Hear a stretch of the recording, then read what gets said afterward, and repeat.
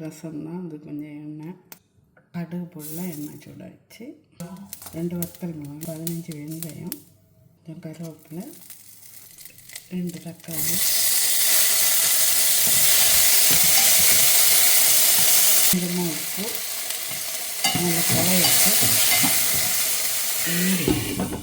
குழையிட்டு masala ready பண்ணணும். சீரகம் 1/2 teaspoon, 1/2 teaspoon, அப்புறம் பூண்டு 4. நீங்கள் சின்ன பழம்னா 8 to 10 போடலாம். சின்ன வெங்காயம், பெரிய வெங்காயம் போட்டிருக்கேன். நல்லா நச்சு எடுத்துக்குவோம். இந்த அளவுக்கு நச்சுட்டு கொஞ்சமாக சில்லி பவுடரு, உங்கள் காரத்துக்கு ஏற்ற அளவுக்கு மல்லிப்பொடி, கொரியாண்டர் பவுடர், கொஞ்சமாக டர்மரிக், கொஞ்சமாக காயப்பொடி, கருவேப்பிலை, கறி லீவ்ஸ் போட்டு. இதுதான் ஸ்பெஷல் மசாலா. ரசத்துக்கு மசாலா ரெடி ஆகியாச்சு. போதும். தொடர்ந்து பார்த்தோம். தக்காளியும் வச்சு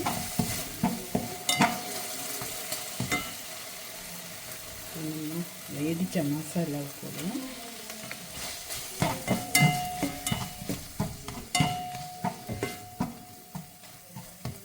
தேவையான உப்பு போடுவோம். தேவையான தண்ணி வைப்போம்.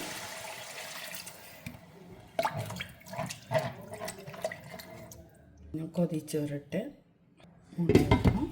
நல்லா கொதிச்சு இறக்கிடுவோம்.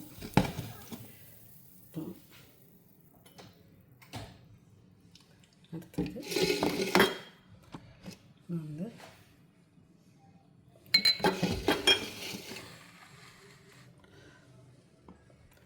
எடுத்து வச்சுருக்கேன். புளி ஊற்றல. புளிக்கு பதிலாக லெமன் ஜூஸ் தான் ஊற்ற போவேன். அவ்வளோதான். லெமன் ஜூஸ் ஊற்றி கொதிக்க வைக்கக்கூடாது. ஒரு கசப்பு தன்மை வந்து அவ்வளோதான். சுவையான நல்ல ரசம் கட்டி எங்கள் வீட்டு ஸ்பெஷல் ரசம். நீங்களும் ட்ரை பண்ணி பார்த்துட்டு ஷேர் பண்ணி சப்ஸ்கிரைப் பண்ணுங்கள். Have a good day to all. வேறு ரசமும் ஒரு அப்பளமும் பொரித்து சாப்பிட்டுக்கலாம். ட்ரை பண்ணுங்கள். Have a good day.